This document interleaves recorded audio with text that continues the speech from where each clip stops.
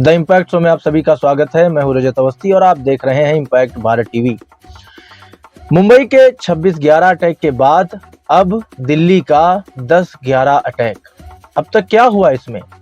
एक कार जो कि लाल किले के पास पहुंचती है, धीरे धीरे स्लो मूविंग कार जो कि रेड लाइट की ओर जाती है, उसमें धमाका होता है। आसपास की कई गाड़ियों समेत लगभग 12 लोगों की जान उसने ले ली। 30 से ज्यादा लोग अभी घायल हैं, गंभीर रूप से अस्पताल में भर्ती हैं।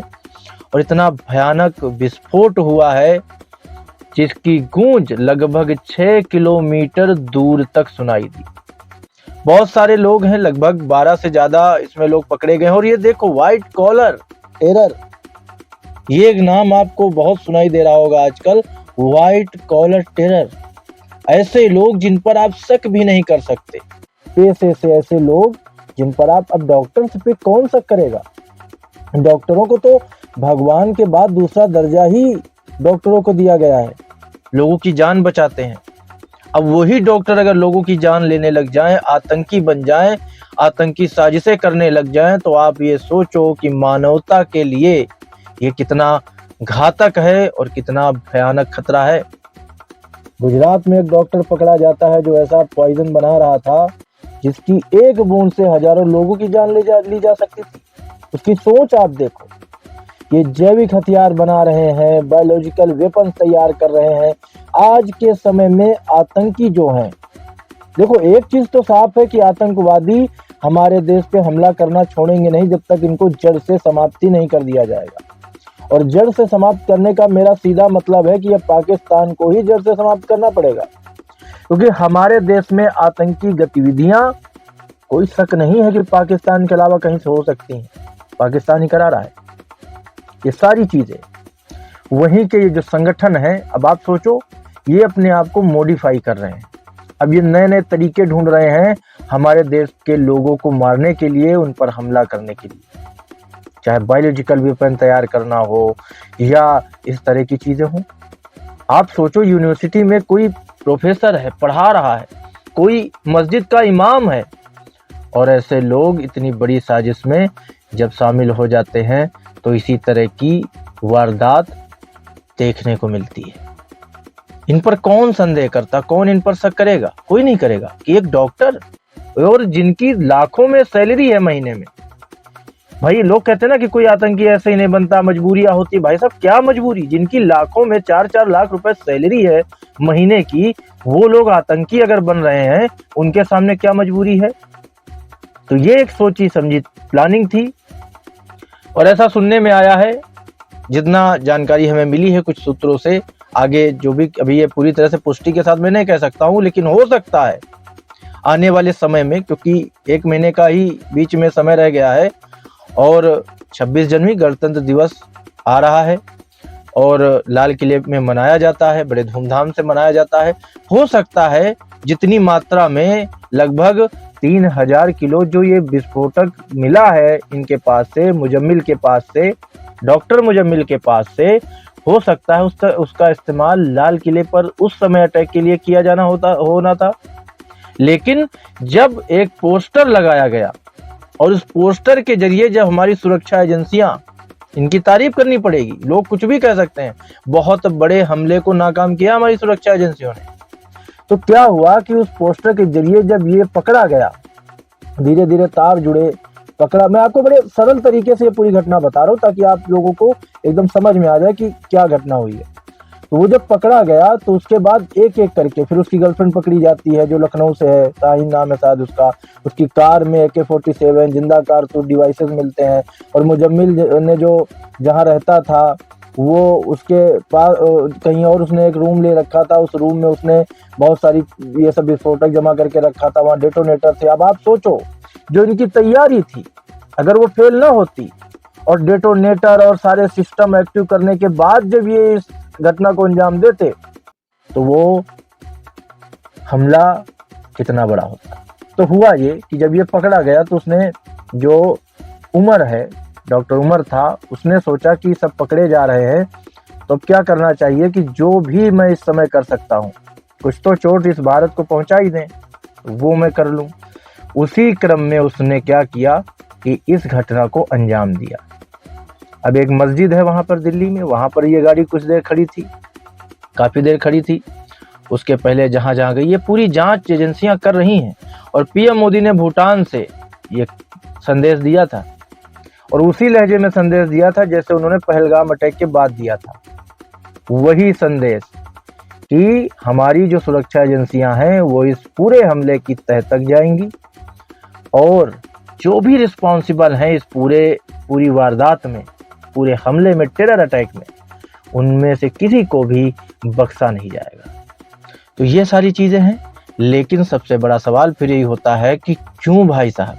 अब कुछ लोग फिर बोलेंगे कि भाई आतंक का कोई धर्म नहीं है, लेकिन एक सवाल आता है कि एक ही धर्म के व्यक्ति आतंकी क्यों निकलते हैं बार बार। बदनाम करने के लिए आप किसी का नाम ले सकते हो, लेकिन क्यों एक ही धर्म के लोग बार बार आतंकी निकल रहे हैं। और अगर उस धर्म के लोगों को इन आतंकियों से दिक्कत है तो उस धर्म के लोग इनके लिए सड़कों पर क्यों नहीं आते, क्यों ऐसे लोगों को उजागर नहीं करते, क्यों ऐसे लोगों के विरोध में दो शब्द नहीं बोलते। मैं देख रहा था कई टीवी चैनल्स पर डिबेट चल रही थी, तो उसमें मुस्लिम स्कॉलर्स आए हुए थे, वो घुमा फिरा करके बस अपने पक्ष को बचाने में लगे थे। क्यों आप खुलकर क्यों नहीं बोलते हो? आपको खुलकर बोलना चाहिए कि नहीं, ये इस्लामिक कट्टरपंथी वाला ये आतंकी है। आप खुलकर क्यों नहीं बोलते हो? आप विरोध में क्यों नहीं बोलते हो? आप घुमा फिरा करके उसको क्यों लपेटते हो? अगर आप आतंकवादियों के खिलाफ खुलकर नहीं बोलोगे तो कैसे बोला जाएगा कि आतंकियों का कोई धर्म नहीं है? कहीं ना कहीं जाने ना अनजाने क्या ये सपोर्ट नहीं माना जा सकता? ये सारी चीजें बताती हैं कि हमारे देश में कैसे कन्वीनियंटली चीजों को मॉडिफाई किया जाता है, बरगला दिया जाता है, और अपने हिसाब से चीजों को जबरदस्ती थोप करके साबित करने की कोशिश की जाती है। तो यह सबसे बड़ा सवाल है कि अगर भारत के मुस्लिमों को, मैं खुलकर बोल रहा हूं, अगर भारत के मुस्लिमों को इन आतंकियों से दिक्कत है, वो इसका विरोध करते हैं, तो उन्हें खुलकर इस पर बयान देना चाहिए। जो लोग टीवी डिबेट्स में आते हैं स्कॉलर में, उनकी बात कर रहा हूं, उन्हें फिर खुलकर ये बोलना चाहिए कि ये आतंकवादी है, ये इस्लाम का है तो क्या हुआ, लेकिन ये आतंकवादी है और इसे कड़ी सजा मिलनी चाहिए। ये बोलने में कतराना नहीं चाहिए, जो कि मैंने कई बार देखा है, लोग कतराते हैं बोलने में। अब आते हैं आगे की कार्रवाई पर। तो अब फरीदाबाद और ये जो यूनिवर्सिटी है जहां से ये सब भंडाफोड़ हुआ है, वहां पर पूरी तरह से सघन चेकिंग अभियान चल रहा है। हमारी सुरक्षा एजेंसियां एक एक कड़ी जोड़ करके पूरी तह तक जाने की कोशिश कर रही हैं, और इसमें पाकिस्तान का हाथ है, इसमें कोई दो राय नहीं है, और ये सामने आने में ज्यादा समय लगने वाला भी नहीं है। उसके बाद लखनऊ में भी कई संदिग्धों के यहाँ यूपी पुलिस ने और सुरक्षा एजेंसियों ने जो है तहकीकात की है। उसके साथ जम्मू कश्मीर में भी, दिल्ली में भी, फरीदाबाद मैंने आपको बता ही दिया। तो ये जितने भी प्रदेश हैं जहां से ये लिंक और तार जुड़ते नजर आ रहे हैं, सभी जगह सुरक्षा एजेंसियां चौक चौबंद होकर के निगरानी कर रही हैं। कुछ कांग्रेस के नेता, कुछ और विपक्षी दल के नेता टीवी डिबेट में एक सवाल उठाते नजर आए कि हमारी सुरक्षा एजेंसियां क्या कर रही थी, कार में इतना बड़ा विस्फोटक लेके कैसे कोई लाल किला पहुंच गया। अब उनका थोड़ा सा उन पर भी खुलासा कर देते हैं। तो खुलासा ये है,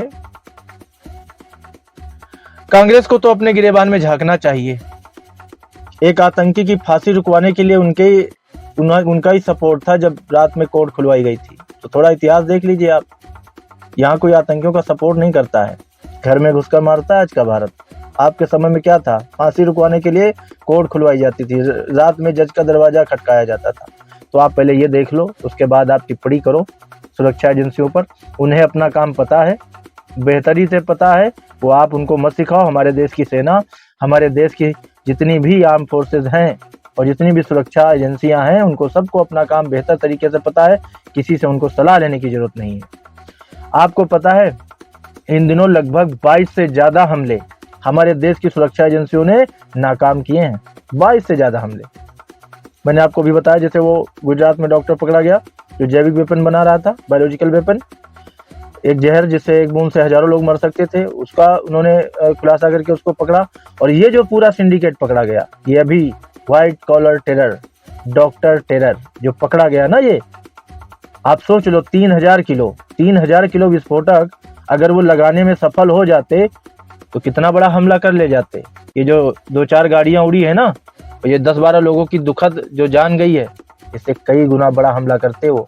तो बहुत सजगता के साथ हमारी सुरक्षा एजेंसियों ने इस पर काम किया और बहुत बड़े हमले को नाकाम किया है।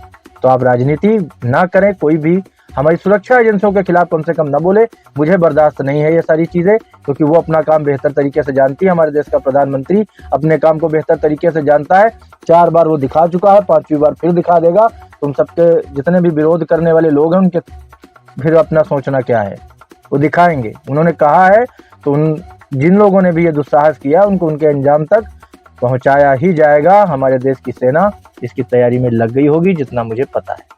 तो आज के लिए इस बड़ी खबर में इतना ही। हमारी मुलाकात आपसे जल्द होगी एक और बड़ी खबर के साथ। तब तक आप देखते रहिए इम्पैक्ट भारत टीवी।